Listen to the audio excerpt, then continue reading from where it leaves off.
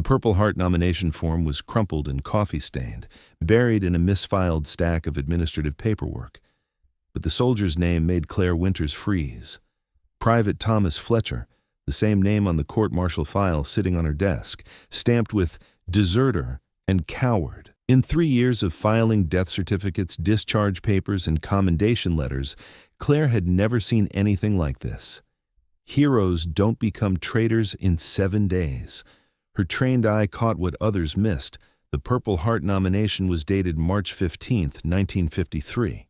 The court-martial conviction was March 22, 1953, 1 week apart. Claire pulled both files closer, her hands trembling slightly. Her grandfather had died in Vietnam, labeled missing in action because his body was never found. She knew what it meant to families when the military couldn't or wouldn't tell the whole truth.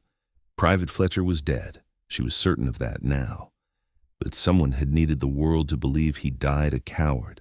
The question was, what had he really died protecting? Welcome to Hidden Heroes Stories, where we reveal the extraordinary women behind ordinary military roles. From which city in the world are you watching this video today? If you believe that every soldier's story deserves to be told accurately, consider subscribing to join our community of viewers who honor those who serve in silence.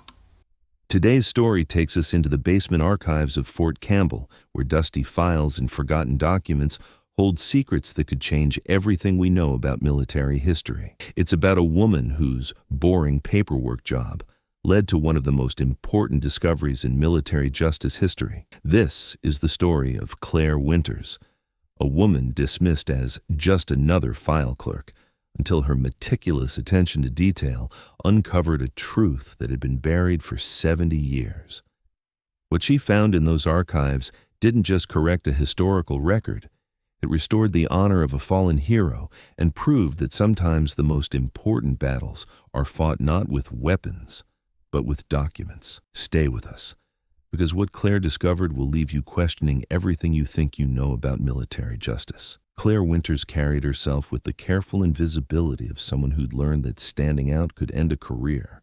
At 32, she had the kind of understated professionalism that made her nearly invisible in a room full of soldiers, which was exactly how she preferred it after what had happened. Her workspace in the basement of Fort Campbell's Historical Archives Division was a testament to methodical organization, color-coded filing systems, chronologically arranged document stacks, and reference materials that most people would consider mind-numbingly boring. She had been reassigned to archives 3 years ago after she'd refused to close a sexual assault case involving a colonel's son. Her CID supervisor had made it clear some investigations weren't worth the career damage. Claire had made her choice, and this basement was the consequence. What the reassignment paperwork diplomatically called a career change assignment was really exile for an investigator who asked too many uncomfortable questions. The archives basement was where careers went to quietly fade away, and everyone knew it. It was where the Army sent people who were too competent to discharge, but too inconvenient to keep in high-visibility positions. Claire had learned to find purpose in her exile, uncovering truths that mattered to the families of the dead, even if the living didn't always appreciate her thoroughness. Her male colleagues at the base treated the Historical Archives Division as a joke. Death's filing cabinet, Staff Sergeant Webb called it, grinning as he dropped off more folders.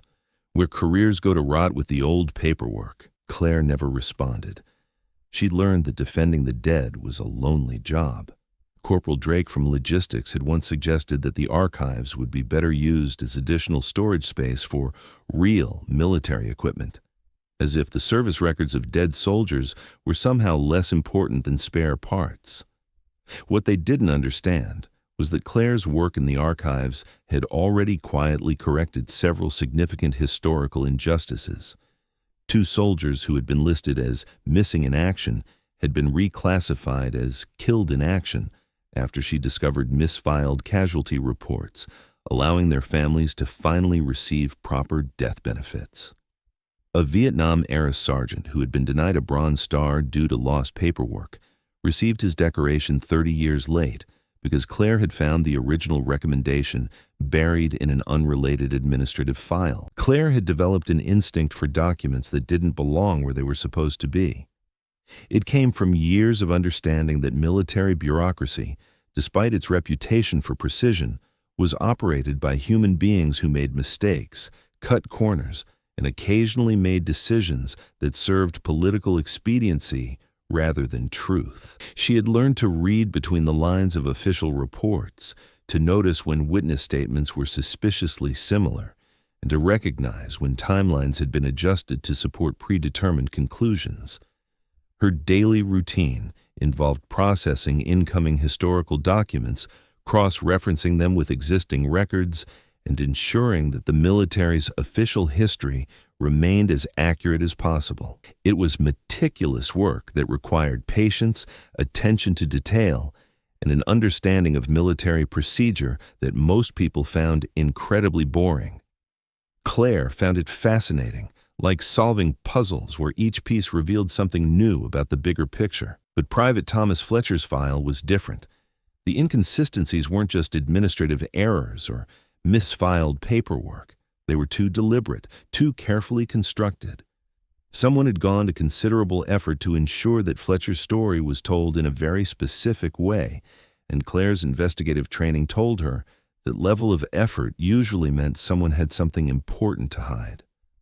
The first thing Claire noticed was the quality of the documents themselves.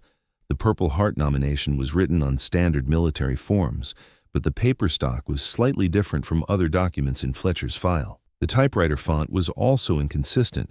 Most of the court-martial documents used a serif typeface, common in 1953, but the Purple Heart recommendation was typed in a sans serif font that wasn't widely used in military documentation until the late 1950s. Claire's hands trembled slightly as she accessed the classified personnel database. 3 years of filing paperwork had given her access to records that could end careers or resurrect dead heroes. Colonel Harrison Blackwell had served with distinction in World War II in Korea, commanding the 2nd Infantry Division from 1951 to 1954. His service record was exemplary, with multiple commendations for leadership under fire. But there was something that made Claire's chest tighten in his medical records. In April 1953, just 1 month after Fletcher's court-martial, Colonel Blackwell had been evacuated to Tokyo for treatment of what was officially listed as combat fatigue, but which Claire recognized as what would now be called post-traumatic stress disorder. She pulled the unit records for the 2nd Infantry Division during March 1953. The official battalion history showed heavy fighting during that period, with significant casualties and several strategic withdrawals. Private Fletcher's company, Charlie Company, had been involved in a particularly brutal engagement near Hill 279, where they had been surrounded by Chinese forces for nearly 3 days before reinforcements arrived.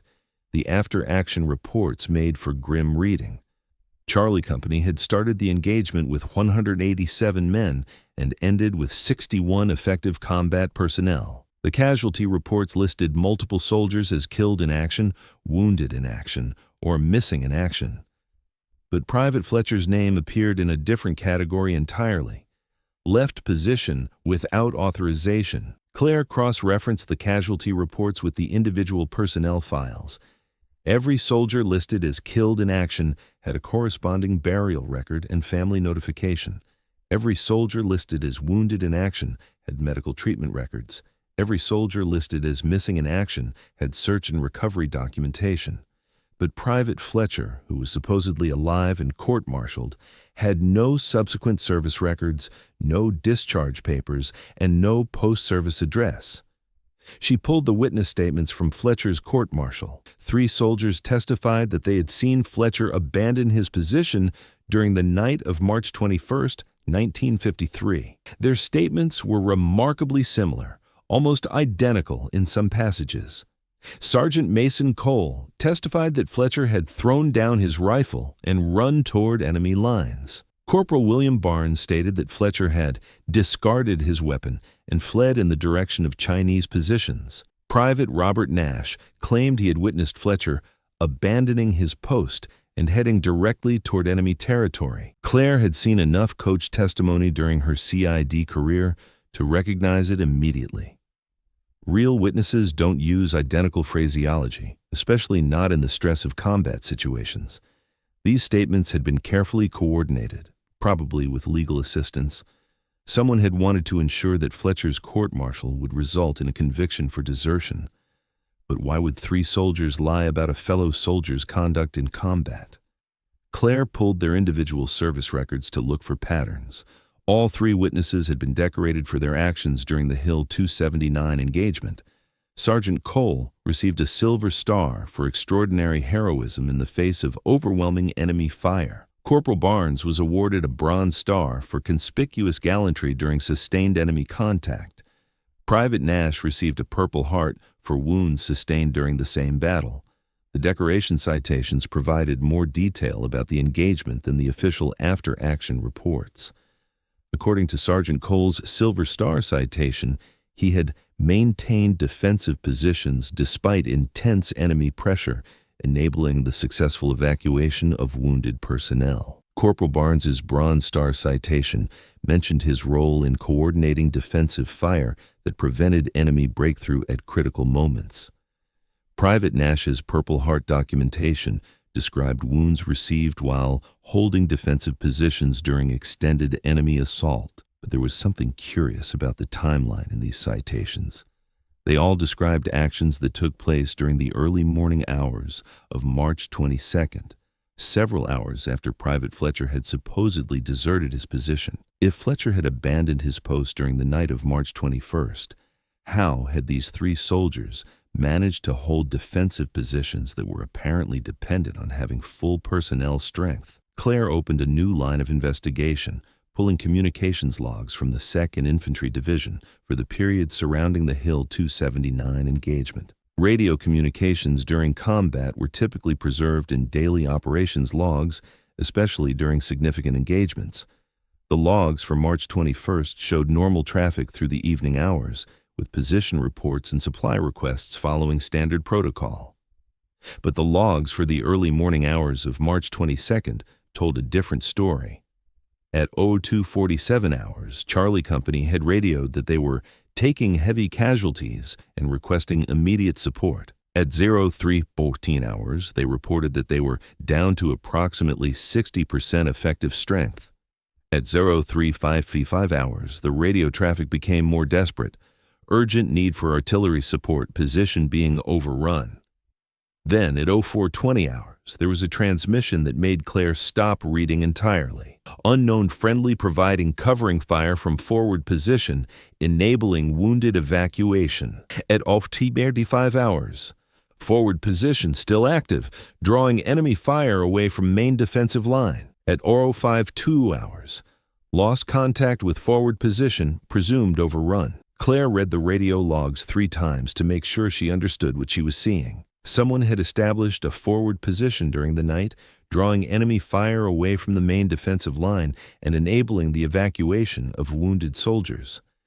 The radio operators hadn't been able to identify who was in that forward position, but whoever it was had held that position for over 2 hours against overwhelming odds. The topographical maps told a story that made Claire's chest tighten with emotion. Hill 279 wasn't just a strategic position, it was a killing ground.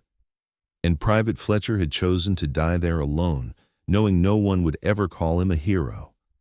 The forward position mentioned in the radio logs would have been approximately 200 meters ahead of Charlie Company's main defensive line, in an area that offered good fields of fire, but no realistic possibility of retreat.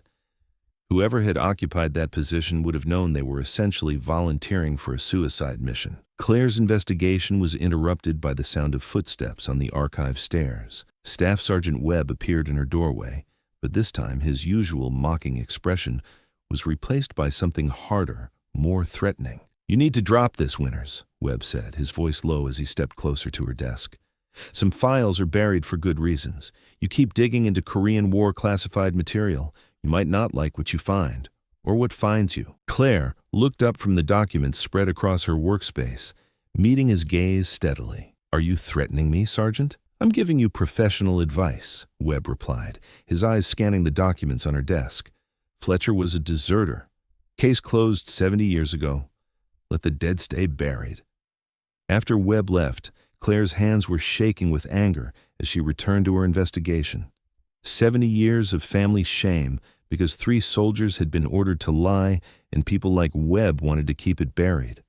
She pulled additional files related to the Hill 279 engagement, her determination now fueled by righteous fury. In a folder labeled Classified Operations Korean Theater, she found a document that made her breath catch in her throat. The document was a confidential after-action report filed by Colonel Blackwell himself, dated 3 days after the Hill 279 engagement. But tucked behind it was something that nearly broke Claire's heart. A letter in Fletcher's handwriting, apparently confiscated during the court-martial proceedings. It was addressed to his mother, never sent. "Dear Ma, don't worry about me. I know you've been having nightmares since Jimmy Patterson got killed. I'm just trying to make sure the other boys get home to their families. That's what matters. If something happens to me, I want you to know I ain't scared.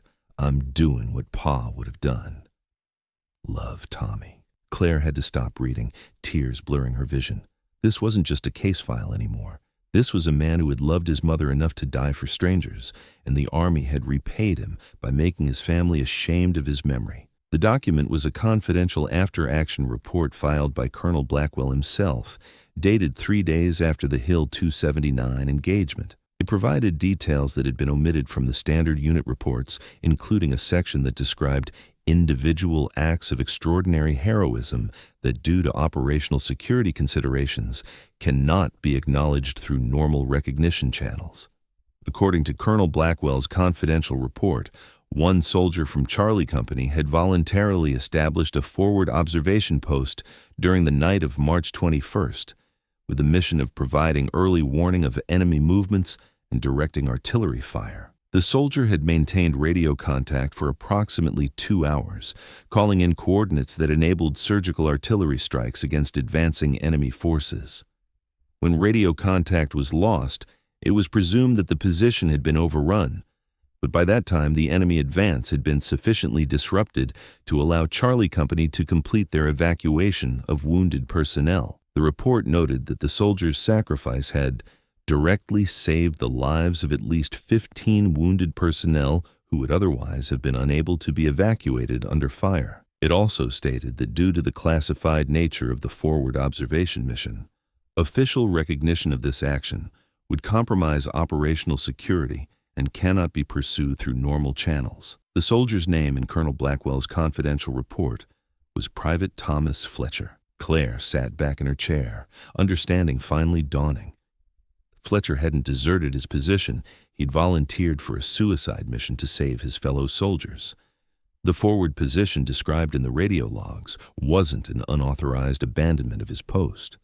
It was a classified operation that had required 1 soldier to sacrifice himself to save the rest of his unit. But someone had decided that the classified nature of the mission required Fletcher's heroism to be concealed, even if it meant destroying his reputation posthumously. The court-martial had been a cover story designed to explain Fletcher's absence without revealing the true nature of his mission. The witness testimony had been coached to support the desertion narrative, probably with the witnesses believing they were protecting national security by participating in the deception. Claire understood now why Colonel Blackwell had suffered what was euphemistically called combat fatigue 1 month after Fletcher's court-martial. He had been forced to destroy the reputation of a hero to protect classified operational details. The psychological cost of that decision, watching a mother receive a letter telling her that her son died a coward when Blackwell knew he had died, saving 15 other mothers' sons, had probably been more than any decent man could bear. Claire spent the next 3 days documenting her findings with the thoroughness that had made her such an effective CID investigator. She cross-referenced radio logs with casualty reports, compared handwriting samples with authenticated documents, and built a timeline that clearly demonstrated the inconsistencies in Fletcher's official record. When she was satisfied that her evidence was comprehensive and irrefutable, she requested a meeting with Major Catherine Sinclair, the officer responsible for reviewing historical military justice cases. Major Sinclair had a reputation for being thorough and fair, qualities that had made her effective in her role overseeing the Army's Historical Injustice Review Division. The meeting was scheduled for Thursday morning in Major Sinclair's office in the main administration building. Claire arrived with 2 thick folders containing copies of all relevant documents, organized chronologically and cross-referenced with explanatory notes. She had learned during her CID career that presenting evidence clearly and systematically was often the difference between having a case taken seriously and having it dismissed as speculative. Major Sinclair was a woman in her mid-40s with the bearing of someone who had spent her career dealing with complex legal issues. She listened without interruption as Claire presented her findings, occasionally asking questions for clarification, but generally allowing Claire to walk through the evidence at her own pace. When Claire finished, Major Sinclair set down the final document with a shaking hand. The silence stretched for nearly a minute before she spoke, her voice thick with emotion. "Miss Winters, do you understand what you've uncovered here? This isn't just a wrongful conviction. This is a conspiracy that destroyed a hero to save face." She closed her eyes, and for a moment she looked older than her 45 years. Jesus Christ, Winters. They made him a scapegoat to protect operational security.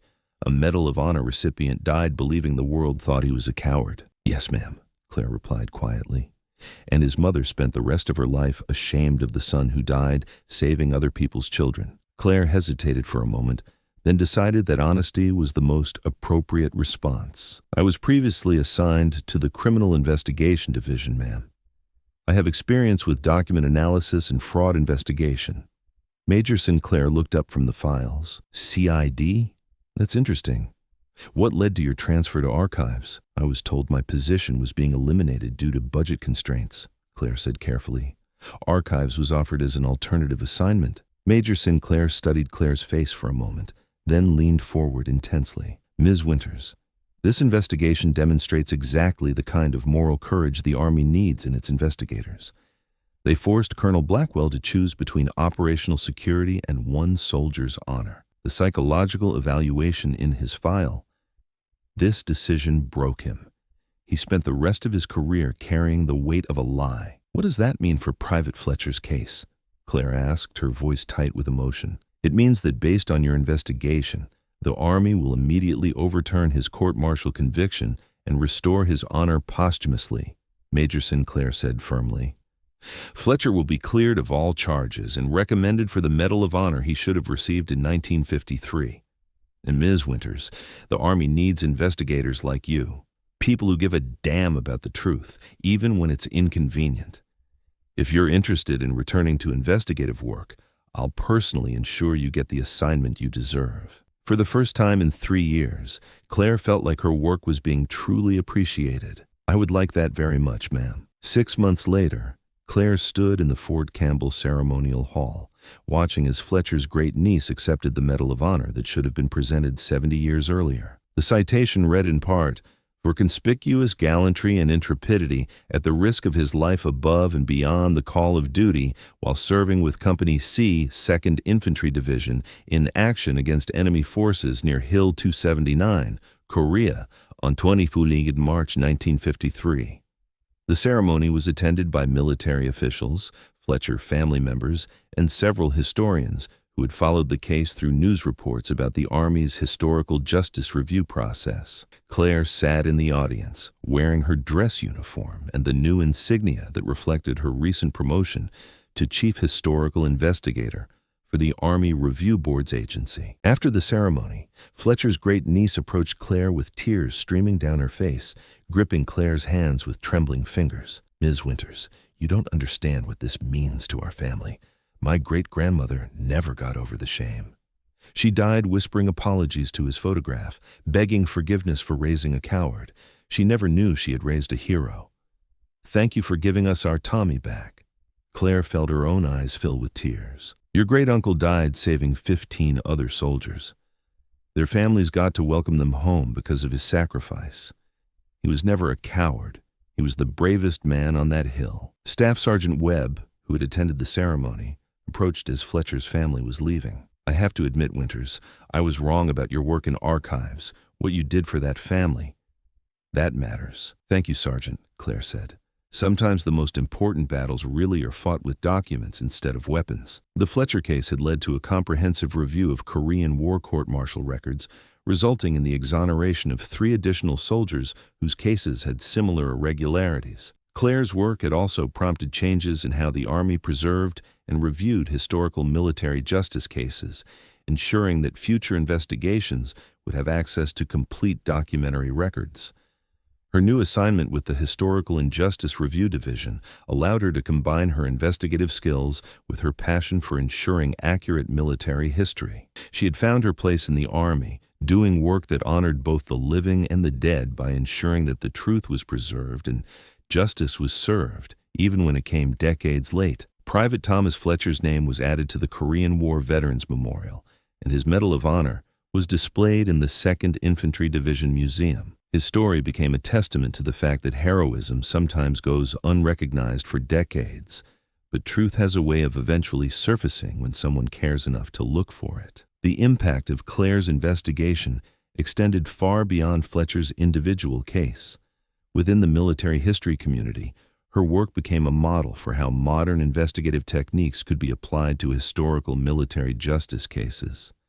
The Army established new protocols for preserving and digitizing historical documents, ensuring that future researchers would have access to complete records rather than the fragmented files that had made Fletcher's case so difficult to piece together. Claire's methodology was studied at military justice schools, where it became part of the curriculum for officers responsible for reviewing historical cases. Her attention to handwriting analysis, document dating, and timeline inconsistencies became standard practice for investigators working on similar cases. The Army also implemented new requirements for maintaining complete documentation in current cases, preventing the kind of incomplete record-keeping that had allowed Fletcher's true story to be buried for 70 years. The 3 soldiers who had provided false testimony in Fletcher's original court-martial had all died decades earlier. But Claire's investigation revealed that they had likely been ordered to provide their statements by superior officers who believed they were protecting national security. Their families were quietly briefed on the true circumstances, allowing them to understand that their ancestors had not been willing participants in the injustice, but had been following orders in what they believed was the interest of operational security. Colonel Harrison Blackwell's family also received closure. His grandson, now a retired Air Force officer, had always wondered about his grandfather's sudden medical evacuation from Korea and his subsequent struggle with what the family had always suspected was post-traumatic stress. Learning that his grandfather had been forced to destroy the reputation of a heroic soldier to protect classified operations helped explain the psychological burden that had affected Blackwell for the rest of his life. As Claire stood in her new office at the Historical Injustice Review Division, surrounded by case files that represented decades of potential wrongs waiting to be corrected, she reflected on how her career had come full circle. She had begun as an investigator seeking truth in current cases, been sidelined to archives when her thoroughness became inconvenient, and now returned to investigation with a deeper understanding of how truth could be buried by bureaucracy but never truly destroyed.